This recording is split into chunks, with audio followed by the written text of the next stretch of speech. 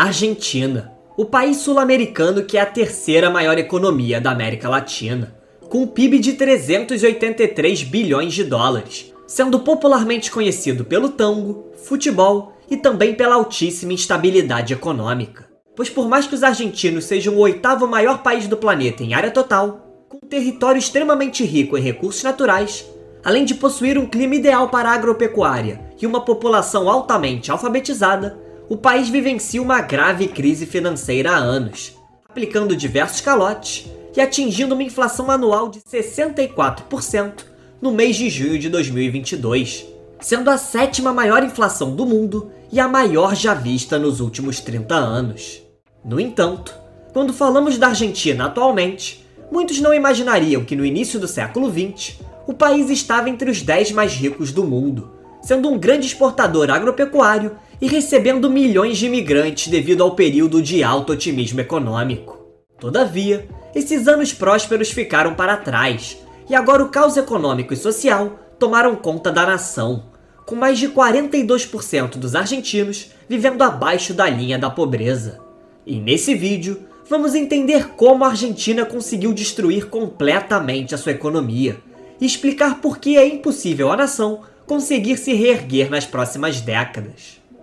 Para entender a história da Argentina atualmente, precisamos olhar primeiro para a situação do país no início do século XX, quando a Argentina era uma das 10 nações mais ricas do mundo. Naquele momento, o país estava próxima do PIB per capita dos Estados Unidos e à frente de nações como a Alemanha e França, com sua economia representando 50% do PIB de toda a América Latina, principalmente devido à sua característica exportadora e o grande destaque na agricultura e criação de gado, e um momento de alta nos preços das commodities, com seus produtos sendo muito atrativos para o mercado internacional, garantindo um crescimento estável, fluxo de investimentos estrangeiros e uma estabilidade política. A grande disponibilidade de terras, o potencial agrário e os estímulos governamentais fizeram com que o país recebesse uma grande onda de imigrantes de toda a Europa, mais notoriamente espanhóis e italianos. Para se ter uma ideia, em 1914, cerca de 30% da população argentina era composta por imigrantes. Com isso, surge a pergunta de quando a Argentina começou a mudar. É necessário ressaltar que, apesar do crescimento constante, o sucesso argentino era extremamente dependente das commodities, pois a nação não conseguiu desenvolver a sua indústria da mesma forma que os Estados Unidos, por exemplo. E dessa forma, devido à crise de 29 e posteriormente à Segunda Guerra Mundial, os países importadores de produtos argentinos iniciaram uma época protecionista, visando recuperar suas economias em um curto prazo e estavam muito endividados pós-guerra. Para se ter noção, os argentinos perderam 1/4 de seu PIB entre 1929 e 1932. Nesse contexto, iniciou-se o período que ficou conhecido como Década Infame, com 2 golpes de Estado ocorrendo entre 1930 e 1943, além de uma corrupção generalizada e o declínio econômico.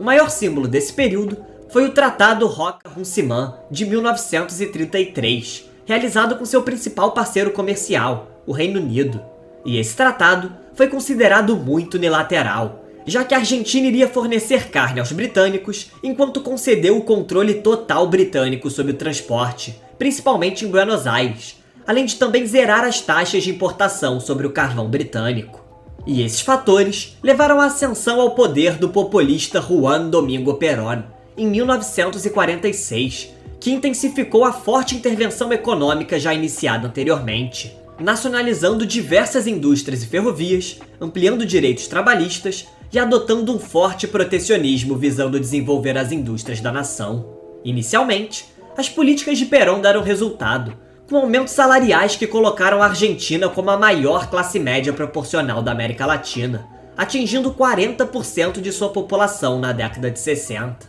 Entretanto, a longo prazo, o que surgiu com Perón nunca mais mudou, pois com os excessivos gastos públicos para financiar o bem-estar social, a inflação se tornou constantemente alta, mantendo uma média anual de 26% entre 1944 e 1974. E assim, o país foi ficando cada vez mais isolado, e suas indústrias nunca conseguiram ser realmente competitivas. Logo, mesmo com a queda de seu governo em 1955 e posteriormente em 1974, a corrente política criada por ele, o peronismo, não apenas sobreviveu, mas também domina a política argentina até hoje. E por mais que tenha apoiadores tanto de esquerda como de direita, ela se caracteriza por um claro populismo e altos gastos públicos. Com isso, fica evidente do porquê ocorreu o declínio econômico argentino, com sua alta estabilidade política, sofrendo 6 golpes de Estado no século XX, um país tomado pelo populismo que não consegue controlar seus gastos excessivos, obtendo déficit fiscal em 111 dos últimos 121 anos e a inflação alta, além da corrupção histórica em todos os setores. Tanto que esses fatores levaram o famoso economista americano Simon Kuznets a declarar em 1971 que existem 4 tipos de países no mundo: os desenvolvidos, os subdesenvolvidos, o Japão e a Argentina, devido a características únicas que levaram ao boom econômico do Japão e do declínio argentino ao longo do tempo, graças à sua instabilidade histórica, sendo o único país do continente americano que é mais pobre hoje do que quando comparado a um século atrás. Apenas em 1989, com a eleição do novo presidente Carlos Menem, que a política argentina tomou um novo rumo, pois apesar de se autodeclarar peronista, Menem adotou políticas liberais, com privatizações, desregulação do mercado trabalhista e uma abertura ao capital estrangeiro. Além disso, para controlar a hiperinflação, que chegou a atingir 1.344% ao ano em 1990, o governo de Menem criou um programa de estabilização, chamado de Plano de Conversibilidade, ou seja, fixando o câmbio de um peso argentino para um dólar americano. Em um primeiro momento, as políticas tomadas por Menem foram muito positivas, pois houve uma grande queda na pobreza, a inflação reduziu drasticamente para 1,6% ao ano em 1995, além de haver uma redução nos déficits governamentais e um aumento das reservas internacionais. Contudo, esse período positivo durou pouco, e novamente o país entrou em uma crise, após diversos escândalos de corrupção, somados à crise asiática de 1997 e à crise mexicana de 1994, que motivaram a fuga de capital estrangeiro de países emergentes, e afetou diversos países da América Latina, devido à falta de confiança dos investidores com as instabilidades vividas por essas nações. Além disso, no longo prazo, essa fixação do câmbio argentino ao dólar, que se manteve por 12 anos, acabou prejudicando o mercado interno da nação, pois os produtos manufaturados estrangeiros se tornaram mais baratos do que os próprios produtos argentinos, o que não apenas gerou o aumento das importações, como o declínio da indústria local.